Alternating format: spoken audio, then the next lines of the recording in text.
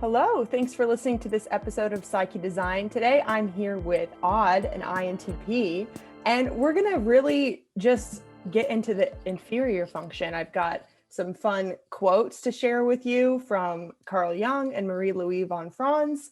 And if you didn't know, as an INTP, INTPs have FE as their inferior function, and I have TI as my inferior function. So we're also going to kind of really explore this inferior function by comparing and contrasting our experiences, kind of sharing how we've seen it and how we understand the inferior function. So, Aud, would you like to kind of just introduce yourself and tell us who you are in the type community, your interest in personality?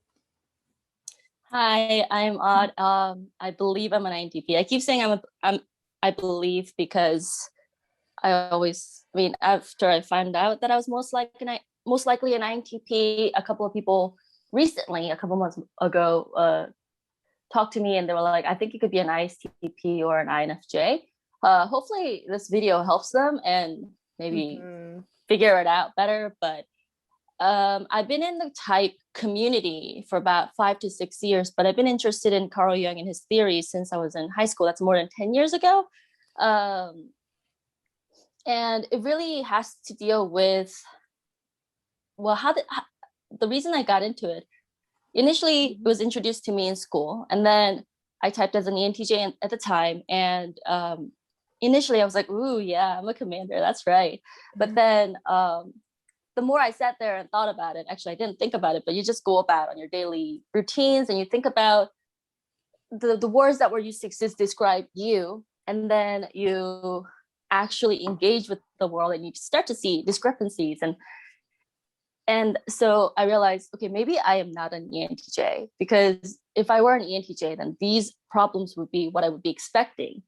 And yet those were not the problems that I was actually dealing with. So I had to sort of go on a long journey at the time into this material, talk to a few people, and finally arrived at what I think is the closest type for me, which is an INTP. And hadn't you said that you feel like kind of being surrounded by more NFJs and STPs in your personal life maybe has even kind of changed your approach to NI and SE? That could be why people might be seeing you as an ISTP. Yeah, right? about 6 years ago. Like I knew about you when I was doing research, and I was like on YouTube, I was like, okay, well, what is extroverted feeling? So I started Googling. I was like, what is like introverted thinking? And you popped up and you were saying all these things. And at the time I was like, okay. I was very confused. I was like, all right. And so I just kind of moved on. But then I got this job as a contractor. I met a guy and it was very similar to me. And then, so we got to talking about all kinds of things, and I was fascinated. I was like, oh my God, like I thought I was just this type of person that nobody could like identify with or whatnot, but here's this person. And then he pulled out a crystal or a rock, and I don't know how the conversation went there, because one minute we're talking about neutrinos, and then suddenly he's like, yeah, so that's why I carry this rock around. This rock is this weight. And I was like, huh? I think he was an INFJ, but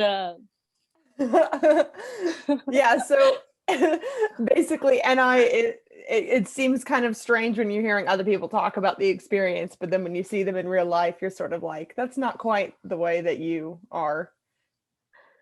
No, but it was really interesting because at the time we have to commute, right, into DC, and you take public transportation. I took public transportation, and he also did as well. So I'm like, so you're walking around DC with rocks in your backpack, although you don't have to, and needlessly weighing yourself down because why? But I mean, at the time, I didn't really make any comments about that because it seemed to me that he really treasured these rocks. So it's like, I bought them. And I was like, okay, if you spend money on rocks, then those rocks mean something to you. So I'm not going to say anything about it. But I was like, I don't really understand how the conversation got here. But from then on, I started to meet a lot of NFJs and a lot of STPs. And so like they sort of showed me a lot about this extroverted sensing that I didn't understand. And through my attempt to access the inferior, because that's what we're talking about today. Yeah. I was able to learn a thing or two from them, and I continue to learn a thing or two from them, and incorporating that into my awareness of people, of life, and so on. And Mm-hmm. So that's kind of the segue to what we're talking about here. So why I'm really excited to have you on is because we've had some really great conversations about the inferior, as we both have attempted to kind of allow the inferior to come up, because Louise Von Franz refers to the inferior as the bridge to the unconscious. And I really like that sort of keyword as we're talking here, because there's a lot of ways that people have referred to the inferior. There's also a pretty popular book about being in the grip that is like the MBTI theory, where essentially you can get stuck in the inferior and act not like yourself very much. But let me just start with a quote here to kind of ground us. So a quote from Carl Jung: "To the extent that a person functions too one-sidedly, the inferior function becomes correspondingly primitive and troublesome. The overly dominant primary function takes energy away from the inferior function, which falls into the unconscious. There it is prone to be activated in an unnatural way, giving rise to infantile desires and other symptoms of imbalance. This is the situation of neurosis." So, because our dominant function is taking energy away from the inferior, it can act out in these not so pleasant ways. And two keywords that Beebe has for the inferior is embarrassment and idealization. So there's kind of this two sides to it, where we can aspire to be more like our inferior, but also kind of it could be a source of embarrassment because you might act out in a primitive way.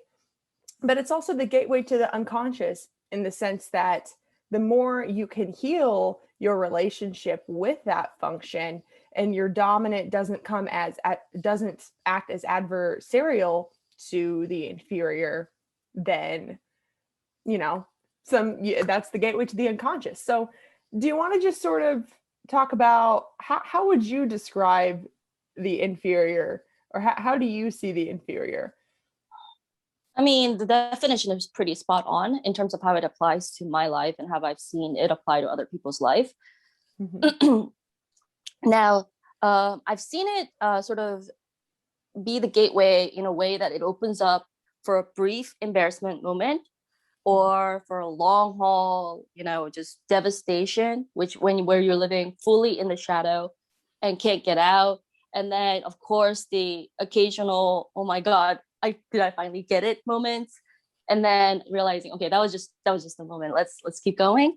So I think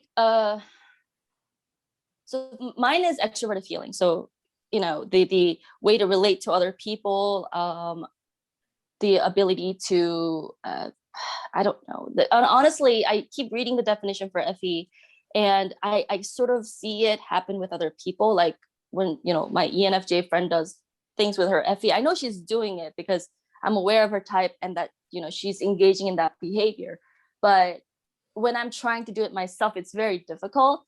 Oh, there's another aspect to extroverted feeling, which is feeling whatever emotion that they're feeling in the moment and making that sort of apparent to everybody. Mm-hmm. So that's something that I also struggle with. But I think the inferior function really, is tricky, because a lot of people mistake the inferior with other functions that are not quite conscious in them yet. Sometimes the inferior shows up. It's one of the purest expressions that we all have. And so it gets very easily tainted. You know how, like, in a clear glass of water, if you drop a single drop of ink, it just sort of goes and completely taints water. So there's no defense around your inferior in any shape or form. as we grow older, you can set up defenses in the auxiliaries, like for me, the extroverted intuition and introverted sensing. I can do that by becoming more conscious of what I'm doing there. But with extroverted feeling, as Louise Von Franz says, the door's completely open and you can't close it. Mm-hmm. So it remains to be the vulnerable area in your personality that never goes away. But then at the same time, if you were able to close that door and sort of become this defensible castle, then as a person, you wouldn't be able to grow. So in another way, having that inferior always be open and vulnerable, excuse me, is the key to your growth at all times as a human being. And it makes us be aware of our imperfection. And to some extent, keeps us from spiraling too out of control. Mm-hmm.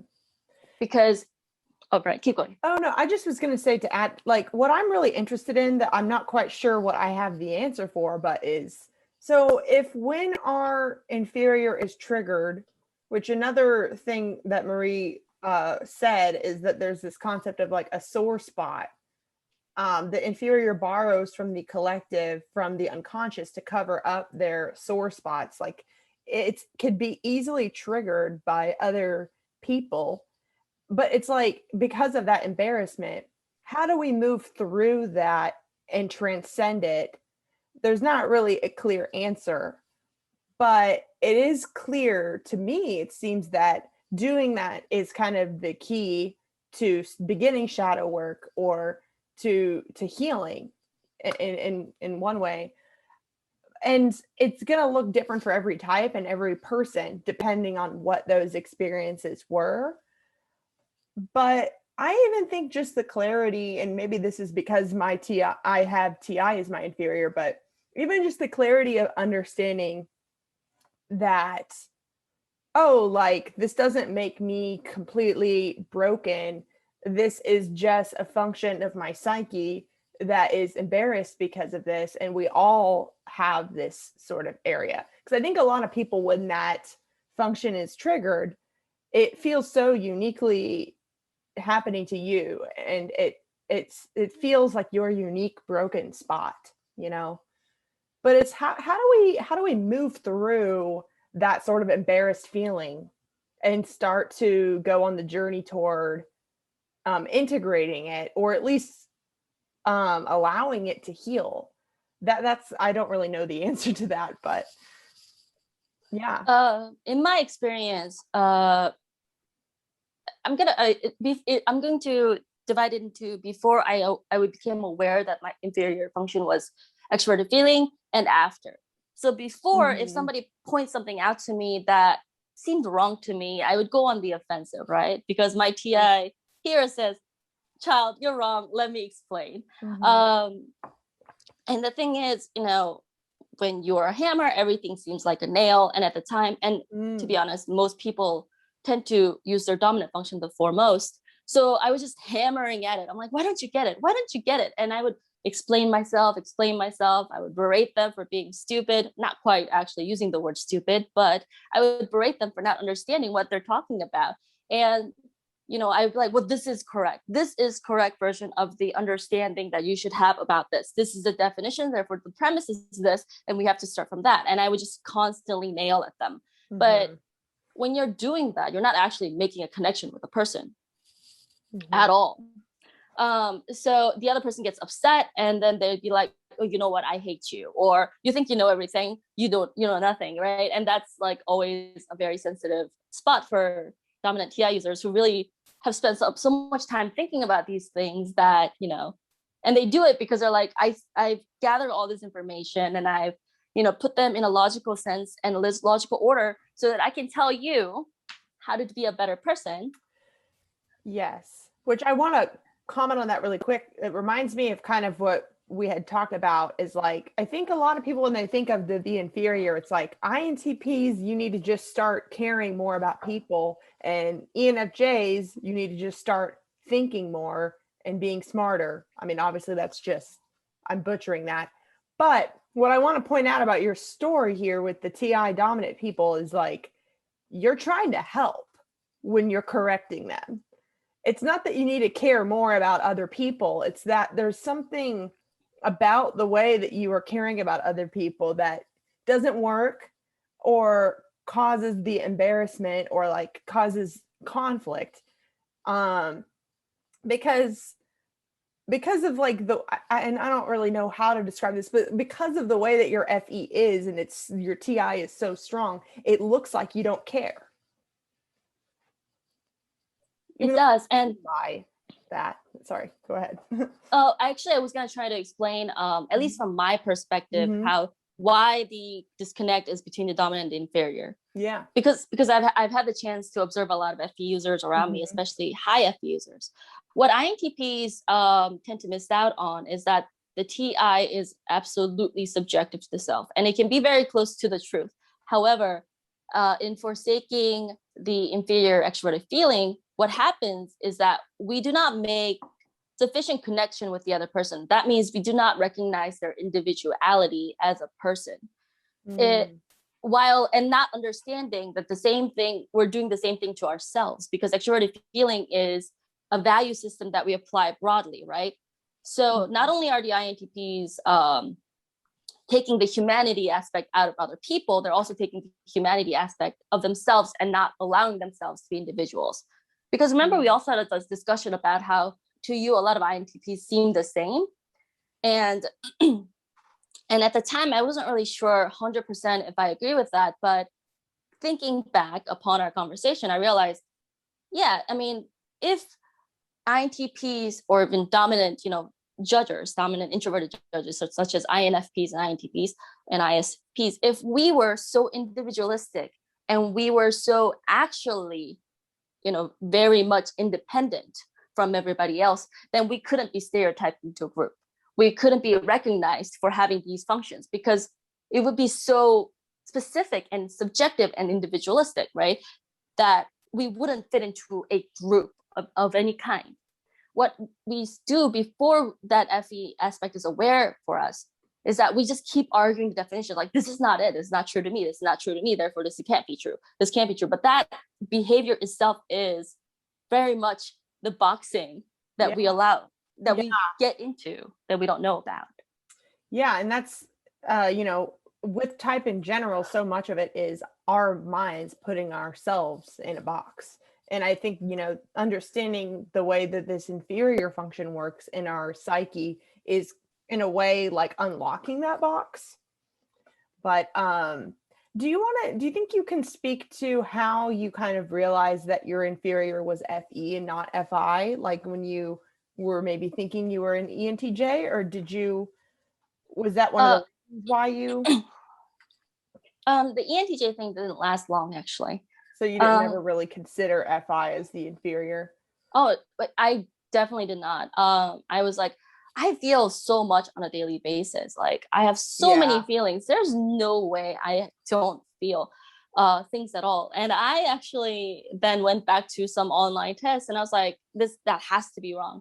And I looked at the definitions, or I looked at the sentences of the wording of the test, and I could pick out which one was more feeling dominant and which was more thinking dominant. I was like, I'm going to choose the feeling because I agree with it. Back at this moment in my life, I was like this, therefore, right? You start picking and choosing the functions based on your own personal curated experience. Yeah. This is more of a SI thing, because, So do you think of yourself as someone that feels a lot? I used to. Because it makes me want to parallel to the idea that I would say that I'm an overthinker, and so what does that say about the inferior then? If is there this element of inflating it to some extent? Like, would you say that as an INTP you felt like overwhelmed by emotions ever? Yes, and always. So you repress it because everybody seems, right? We are all sort of unconsciously comparing ourselves to others, and so it seems like I'm always really overreacting when I have an emotional moment, and everybody looks very taken aback every time I have any kind of emotion of any sort. So it's not like we have a good grasp of that area. So every time somebody's like, oh my God, what's wrong with you? That really gets to you. And you're like, oh my God, it took me so long to come up with this emotion, because it was really like, I justified all the things that were justifiable, and I took out all the emotions that were not justifiable, and giving you this result here because I'm really frustrated, and it's too much. Well, then, then my expression is wrong. Like, it was too much. I need to tone it down. But it's not like I know how to tone it down. It's my inferior. So in toning it down, what I do is I'll analyze that emotion, why I had that emotion, and what situation caused it, and therefore what to avoid, and what kind of situations to avoid, how to get out of that. And if I do all of these things, then I will never feel that emotion, not knowing that's not how emotions actually work. Wait, so that's interesting, because that kind of reminds me of something similar to what I do. And so I think this might be a good time to kind of compare and contrast and think of some examples. So you try and overanalyze the feeling so that you don't feel it. Because I think that for me, I can really overanalyze people, situations, or like if I'm in conflict, or really what tends to happen, like the way I would describe the way that my inferior TI shows up for me is discernment, like a lack of discernment. Like my heart is too open and too accessible. So what happens is, because I didn't trust any sort of judgment that I might have had that kind of creeps up, I like shoot that down, and I think that I'm just being rude or mean or nitpicky or stubborn. I like swat that down and I don't listen to it. And as I grow, I'm starting to think of that voice as actually trying to protect me. But then what happens is I ignore it, and then I get myself in situations. And as you said, you've noticed your ENFJ friend, like ENFJs can kind of get in situations that are quite dramatic, to where friends or family are like, how did you even get yourself into this situation to begin with? And I ask myself that whenever I'm in it. I'm like, how did this happen? How did I not see this coming? And I'm like analyzing everything, but I'm also trying to put myself in everyone else's shoes and give them the benefit of the doubt and imagine what they could have been thinking. And I will do mental gymnastics for another person in order to give them the benefit of the doubt and to be able to move on, to the point where I can ignore my own discernment, to where it's sometimes there's situations where it's like, all right, maybe someone did have a valid reason to do what they did, but that doesn't mean it's okay, and they still should have been more responsible with how they handled it. And so, like, for me, I get into these, I've always been called like a worrier, and I've always I'll like dwell on situations. If I'm in the middle of like a conflict, or if I'm not sure what's going to happen, then I can like get very introverted, but I'm not brooding on my emotions. I'm just trying to figure out what I need to do in the situation, and overthinking everything I could have done differently. So, and how would you, I guess, contrast that with you? Gosh, I mean, before we contrast this, I want to say that what you just told me makes so much sense, because like sometimes, after lunch, my ENFJ coworker friend and my INFJ coworker friend, we would all go and get tea after lunch. Mm-hmm. And sometimes go to Starbucks, sometimes go to other places. And sometimes the Starbucks folks get the order wrong. And if they get it wrong, I'm going to be like, I'll taste it. I'm like, okay, I'm sorry. Hi, this thing is not quite what I ordered. Could I please ask you to correct it? And they'll be like, oh, okay, yeah, sure. And I'm like, thank you so much. And I get what I want, because that's, I know that's a store policy that allows me to do that.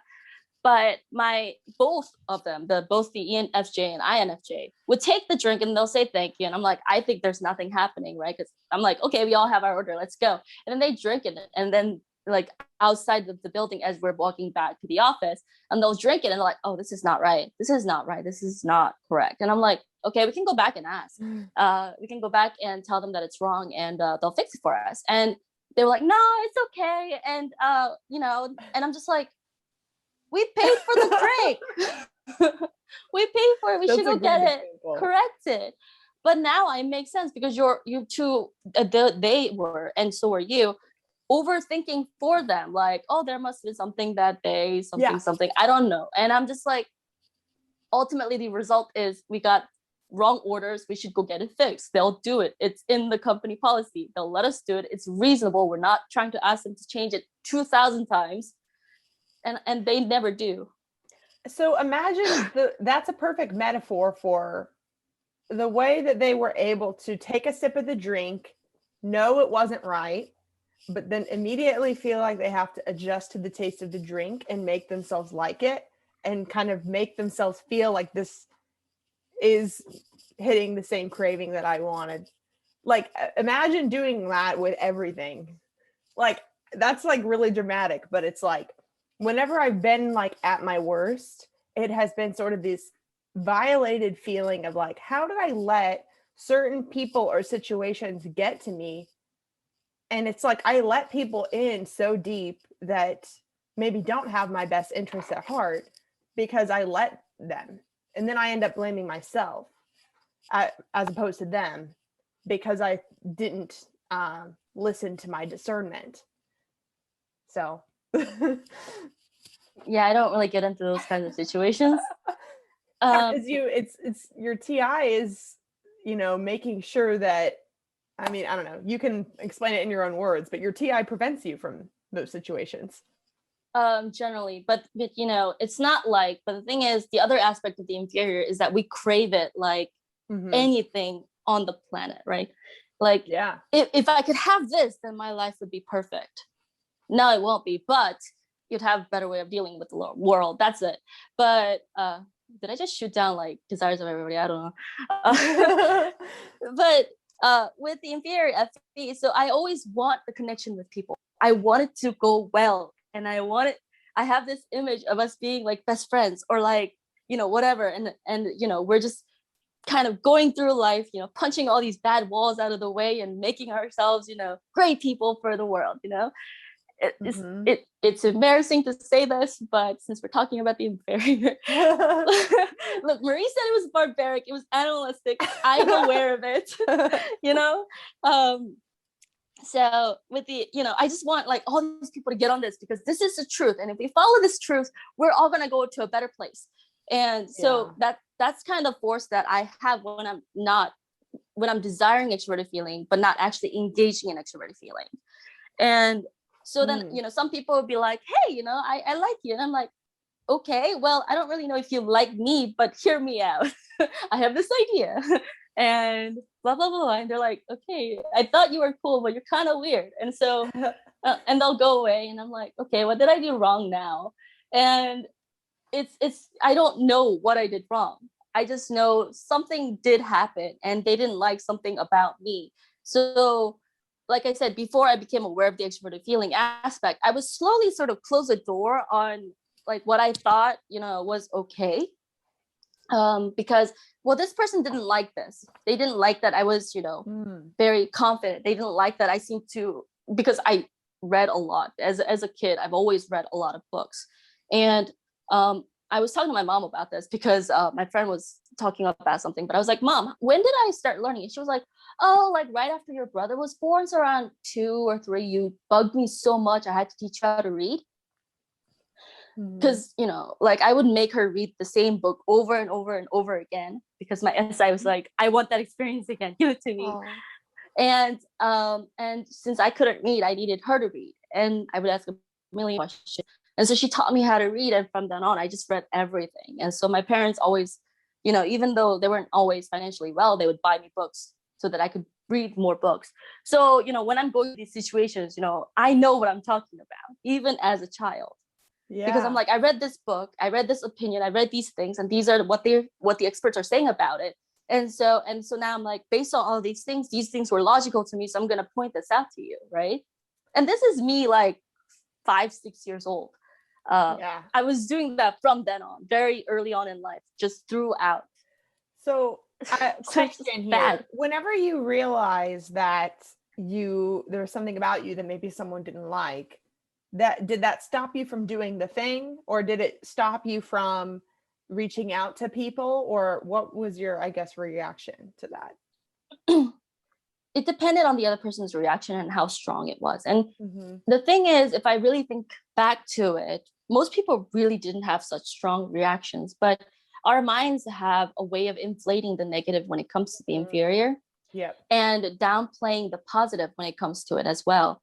So we're not really aware of our progress in that area. And something as precocious as extroverted feeling as having your inferior, I'm not aware that I could go out to meet more people and they'll have different opinions of me that would change the initial person's assessment.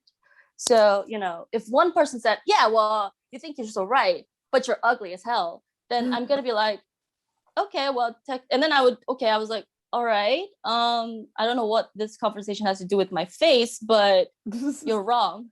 And then I'll go home and I'll start researching. I'm like, okay, how do these two things link?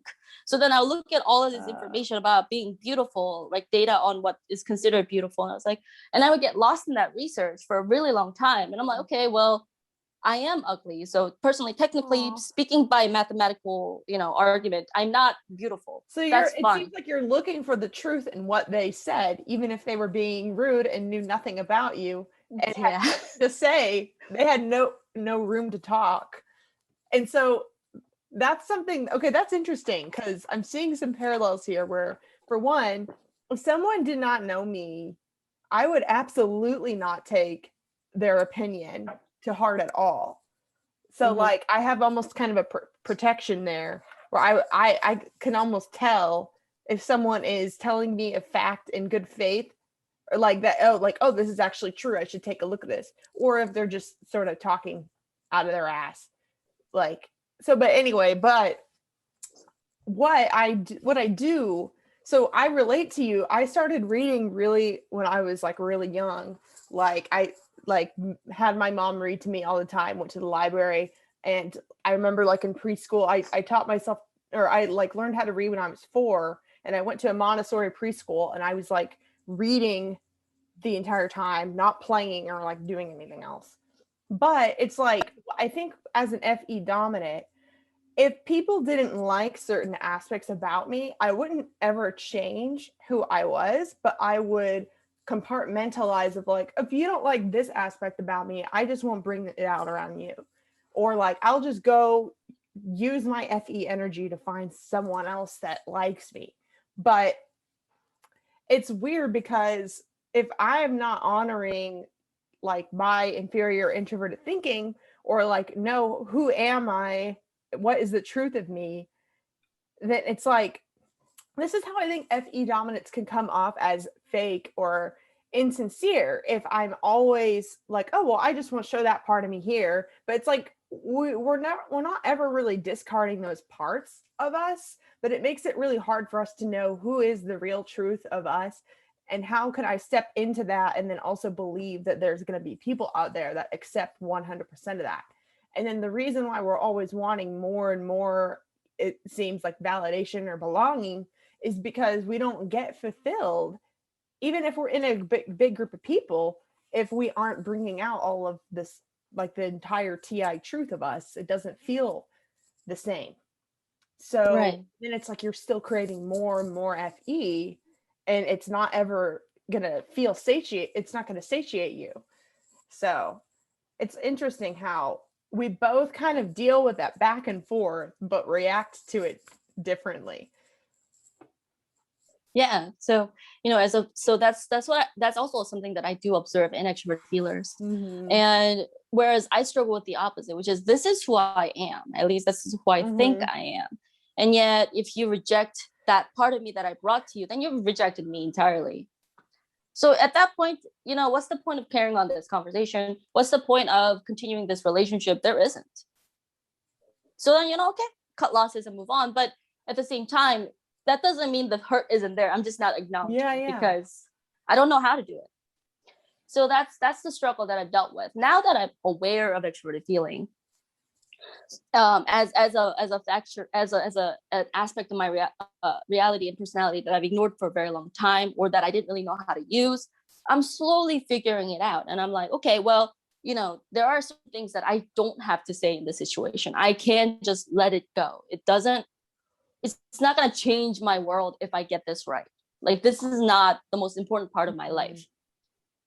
This is what I'm doing because of this. So, I can take some attention away and let other people sort of take up that spot, and it won't matter to me. Yeah, because it seems like for you or TI dominance, it's a little bit more all or nothing when it comes to getting your FE belonging needs met. It's like you're either going to have all of me or none of me. I know who I am, which is good because you're seeking like true connection. But that's really hard to come by because everybody is so different.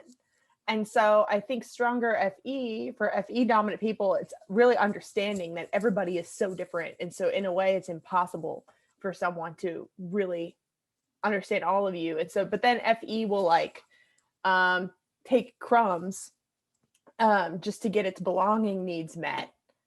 Like where maybe, I mean, you tell me how you've experienced it, but it seems like for TI dominance, it seems like you could just go many years without connection or like withhold yourself from it because you're waiting for the right thing or something. I mean, how would you describe that? So when we began this conversation, I told you about the INFJ man that I happened to just meet.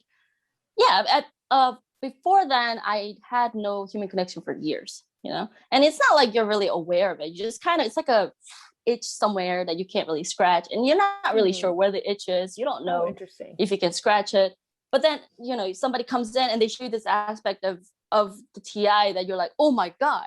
And then, so you just kind of start stuffing your face with it. And you're like, oh, this is so good. Oh, this is so good. And you have this feel like, and that actually kept me pretty like excited for like months.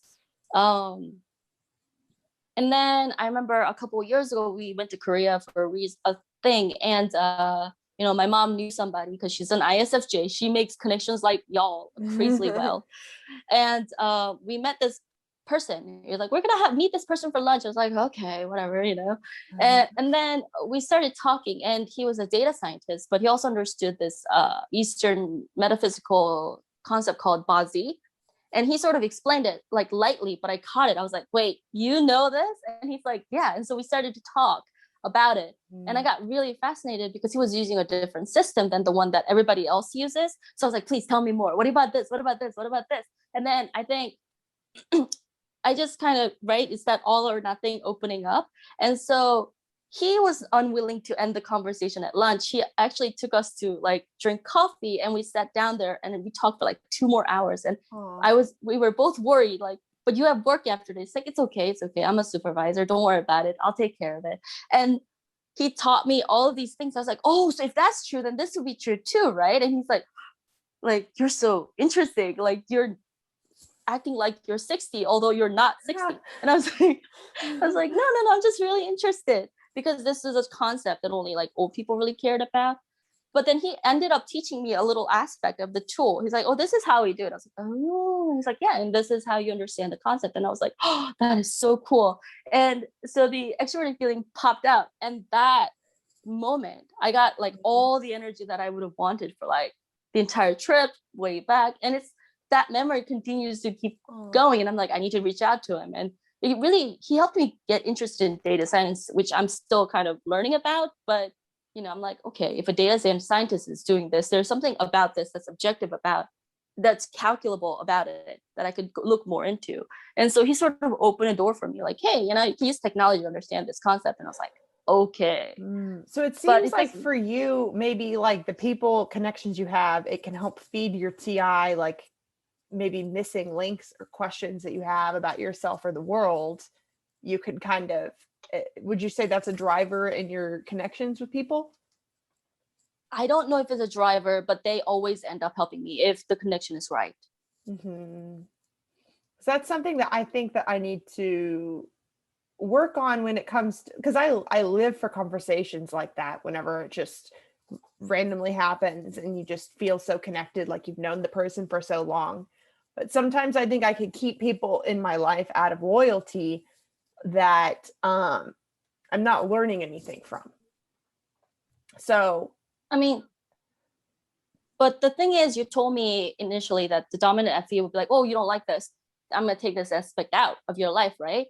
But what if that aspect is the truth that you're withholding from people? They're just not used to it, so they don't know how to react to it initially. But if you gave them enough of the same reaction, then that might be the key to opening that aspect of the personality corresponding that they could reach out to you. Because despite all this, despite knowing my parents for 30 plus years, they're showing me new things about them that they were not aware of, as well as I wasn't aware of. So maybe it's like, maybe for me, for tapping into my inferior, it's less about necessarily listening to judgments about people, which it is kind of like listening to my inner voice. But it's like, if the more of my own truth that I bring to each conversation will naturally sort of weed things out for me. Yeah. And I know it's scary. Scary. Yeah, it really is. It's always scary too for me, but I gotta take the risk. Otherwise, I'll live life without having met anybody that I could connect to. And that's a sad life. So. And would you say, does it feel overwhelming or scary whenever you have those connections with FE? Does it feel like out of control? Because I've heard an INTP had told me in the past that they like fear losing themselves in the other person when that happens.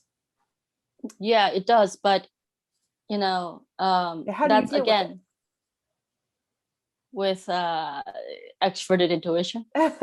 Yes. So actually, here's a quote that from Louise Von Franz.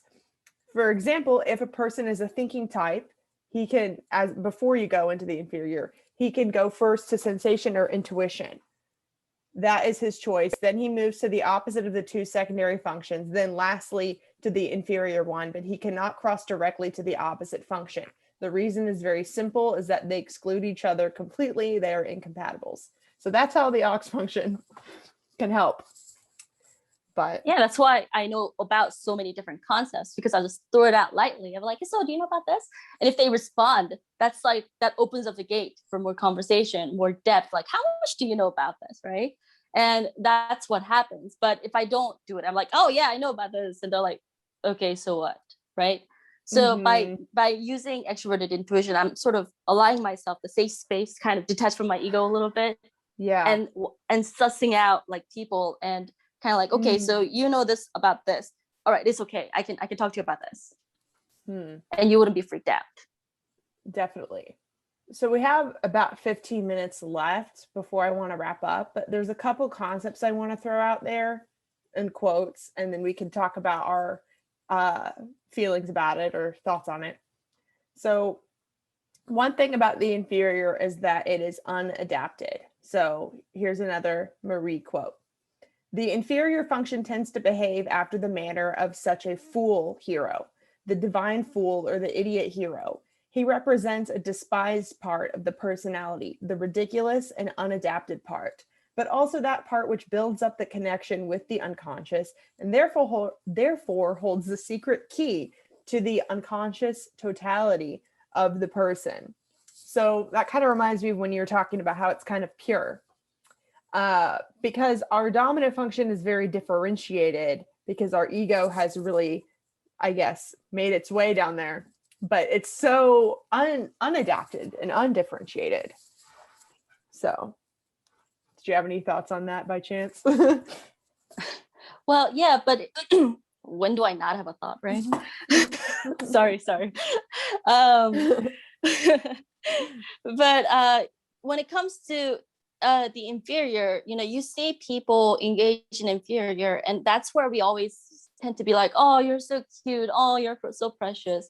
And we look at like notable people that like the folks really like or have trusted, and you see this happen where, for example, Keanu Reeves, who's I think is an INFP, he shows up, and his nature of how he has constantly worked on his extroverted thinking. And then he shows up with his FI, for example, in that Stephen Colbert interview where he asked, what do you think happens to people, after we die? He's like, or something like that. And Keanu Reeves answers like, I think those that love us will miss us. And then Stephen Colbert is actually, he can't say anything else after that, you know?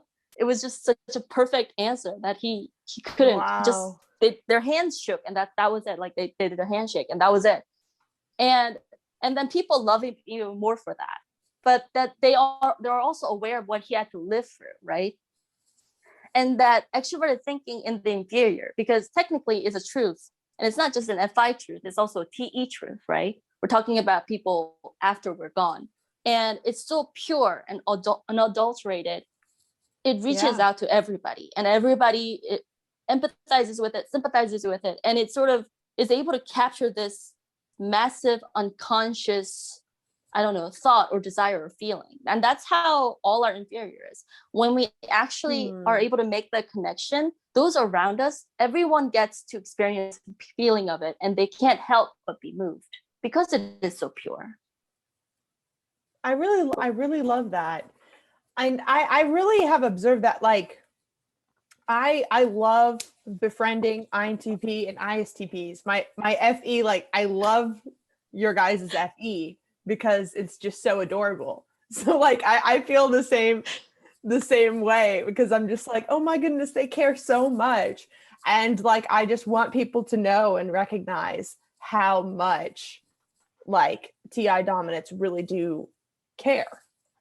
You know, like, I just want to throw out there, like, Linda Behrens, for example, who's an INTP type expert, who, like, I just want to say, like, she has done so much for the type community in ways that are very thankless. Like, I don't know the details on this, so I don't want to like speak on it, but it's like, oh gosh, what am I saying?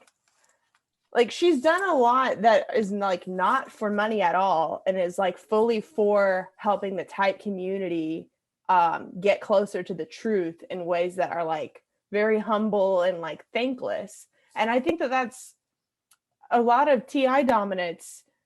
The benefit that you give to society is like not in a very showy way at all. People may not even notice, but it's like from such pure intention whenever you do that have that FE impact.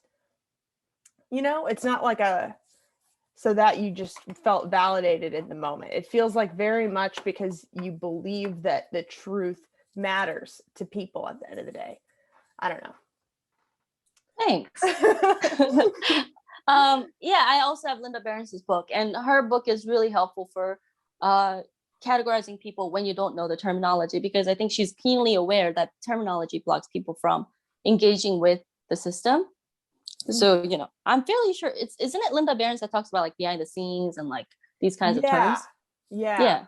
I have a couple of her books, and I read through them while I was doing research, and I was like, okay, well, this all makes sense. I'm like, why is she not really using official terminology here? And it makes sense. Is that because she's aware, and I've experienced that too, is like it makes conversation difficult with lay people who do not understand the system. How would you say that you have observed TI inferior when it comes to, like, similar to how you were talking about like the inferior TE? Because I think I don't really know how to explain like how it is for me, because I think a lot of inferior TI can be lack of clarity about things.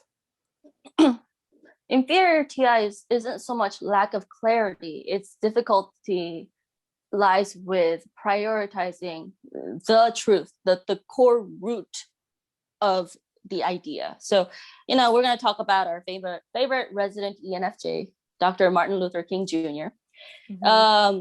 His words resonate even to this day. Everybody remembers, now granted, not everybody remembers the whole speech, but the I have a dream and what that, you know, that not lecture, but like what that speech entailed, what that meant, everyone is aware.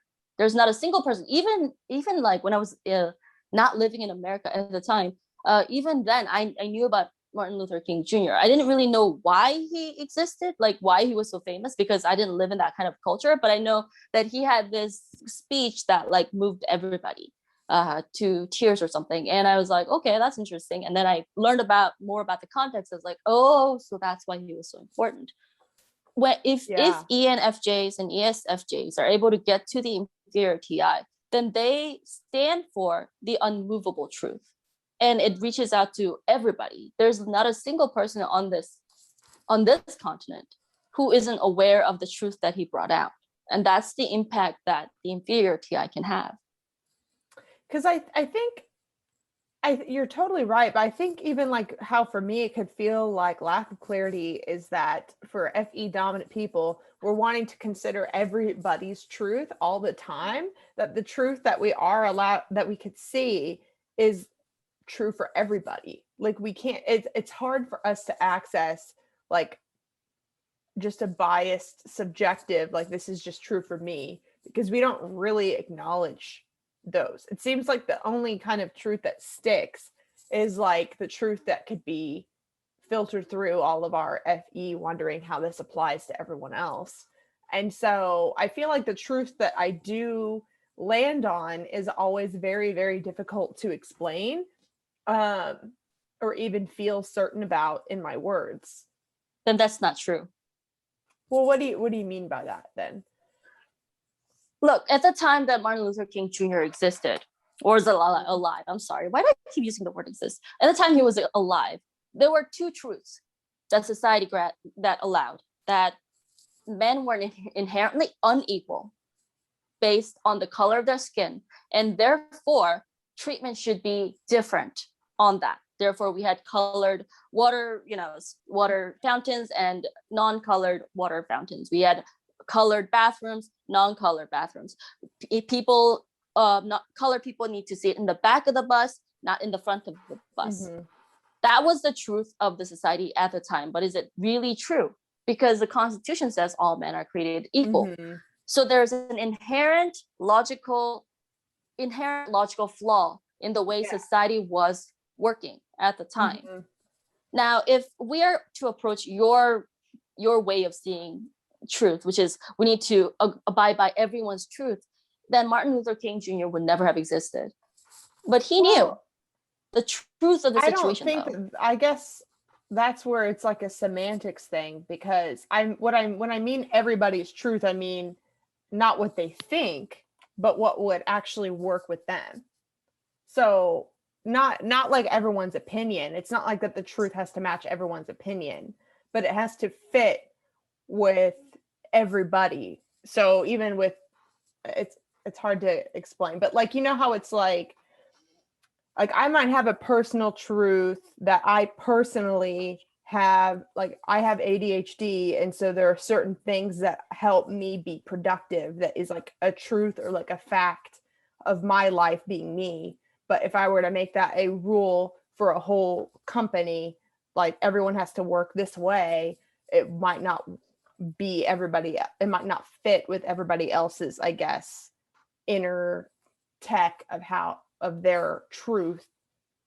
I guess like I have no problem, I guess, pointing out people's hypocrisy or disagreeing with some of their opinions, but the only sort of truth that I think lands is if my FE could think, oh, well, this is good for them in the long run, or like this is true in the long run for them. I don't know if I'm making sense.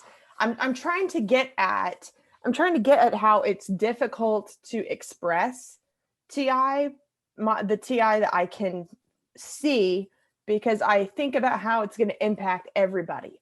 So like using the Martin Luther King example, like maybe some of the truth would be against like slave owners, but I wouldn't care about their truth, because the FE is what would be best for them would be to get over that. So does that kind of make sense? So then isn't it the same that, these accommodations for ADHD people in the workplace should be taken as true and accepted, because those who do not should get over it? Well, it's like I wouldn't want to set a rule that everybody has to operate like me. The truth would be more of like accepting the diversity of that people operate differently. And isn't that what Martin Luther King Jr. asked Yeah. for and got for other people to get started on? Yeah, because it seems like when inferior TI comes to a truth, it's like basically truth that works for everyone or like accepts the diversity of people. You know what I mean? Yeah. I think I can understand what you're saying. Sort of. I mean, there will always be some language barriers in communication. Because I guess it's just hard for me to it's hard for me to land on a truth without considering how it's going to impact everybody else. So, I mean, that's all I'm trying to figure out how to explain. And so that it could feel like lack of clarity when sometimes I feel like I can even operate under a truth without having words for it or without being able to explain what the principle is. Sometimes you have to create a principle. Mm-hmm. And sometimes you just have to verbalize the principle, and somebody like me will tell you, hey, this thing already exists, by the way, you could use this here. I bet you probably would be able to point out, like within me or anyone, like a principle I'm operating under. Yeah, I can. I know I am. Yeah, I can. And it gets better. The more extroverted feeling experience I get, the better it gets. So that's always something that I have to keep in mind with TI, is that I think I know what you're operating off of, but we must have a conversation, and I need to understand your perspective before I go like, yeah, that's not quite what you're talking about. Let me just carefully introduce this concept to you and see if this doesn't fit you better. And I'm gonna go away before you have an emotional explosion. Because even like what I was just explaining, this happens a lot, is that my word choice isn't clear enough to convey what I didn't mean. Like whenever I said a truth that works for everyone, I didn't necessarily mean accepting like bigoted opinions or something.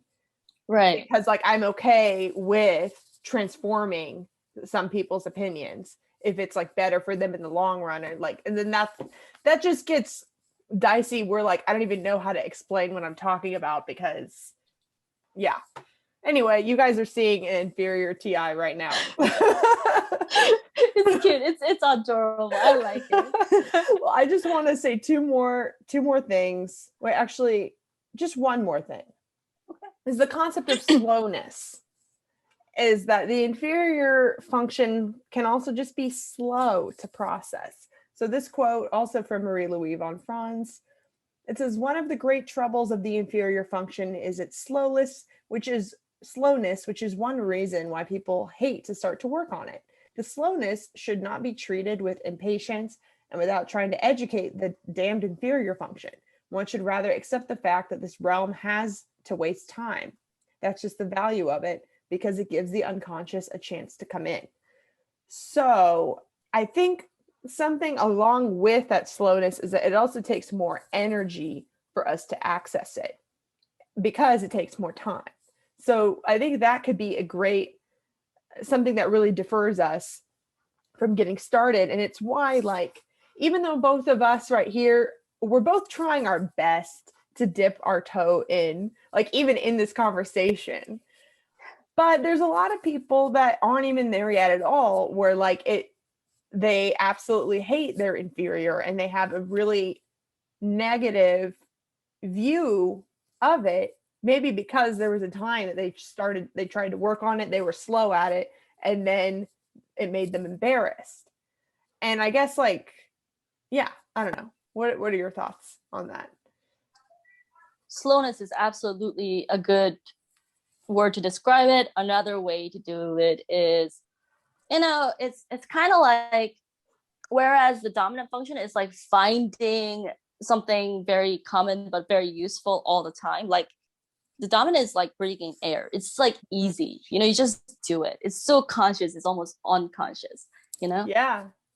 It's like the operating system when you boot up your computer just turns on and you can immediately work on. But the inferior, not only is it slow, it's clunky. It's like working with a computer from like 20 years ago, and you're like, why am I being forced to use this, number one? And number two, why is it so slow? And it's so limited. It can't do anything, right? But then you compile a code in the 20-year-old computer and somehow it works. And you're like, oh my God.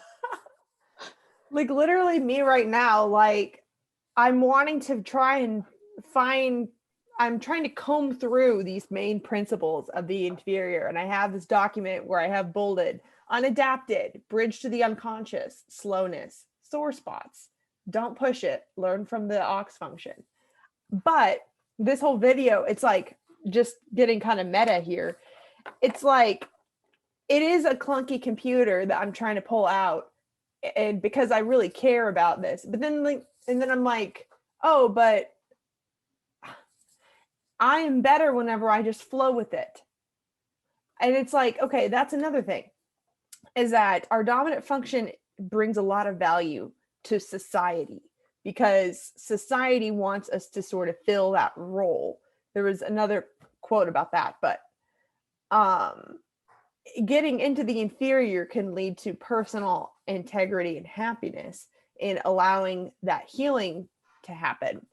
But it is difficult to go there because we get the instant validation from society from being really, really good at our dominant. So like for you, I'm sure like at work or whatever, you get praise for your TI.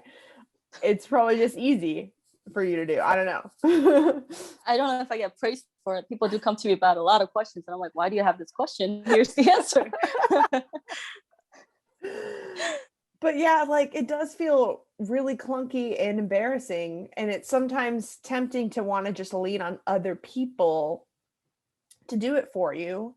And I don't really know if I have an answer on that because I think it's okay to lean on other people's strengths and not carry the load of everything on your own. But that's where I personally go back and forth, is like I want to challenge myself, but then I also want to be, my best and lean on other people. So I don't know. We can end on this example. Yeah. We had a conversation when you were doing some project and you were like, there's no model in the book that I can just copy and use. There's nothing in there. And I remember, and I was like, well, you can look on Google, you can do this. And, we were just talking.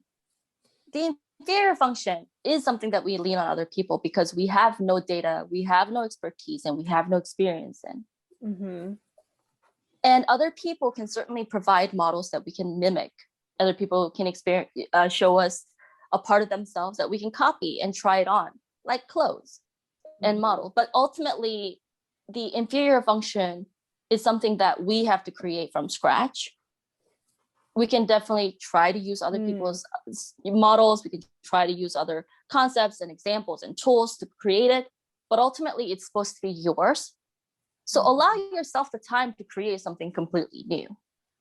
And allow yourself also to look at the best that other people has had to offer into the society of that perspective. And to try to use it and see if you can't get some good things out of it. Yeah, I really, really like that. And I think to end on this note too, the fact that it is slow means it is going to take more time. And it also means you're going to fail sometimes because you're going to have to get the practice because you aren't going to be good at it at first the way you are with your dominant.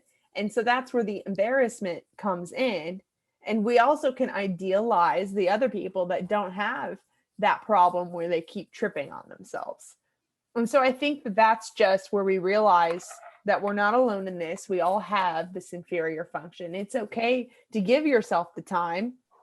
And you also, I think, I don't know if this is because my inferior is introverted, but it's like, you don't have to put that on display. You can give yourself the time on your own to try and fail over and over again before you put it out there is another thing. I don't know if that works for you with an extroverted inferior.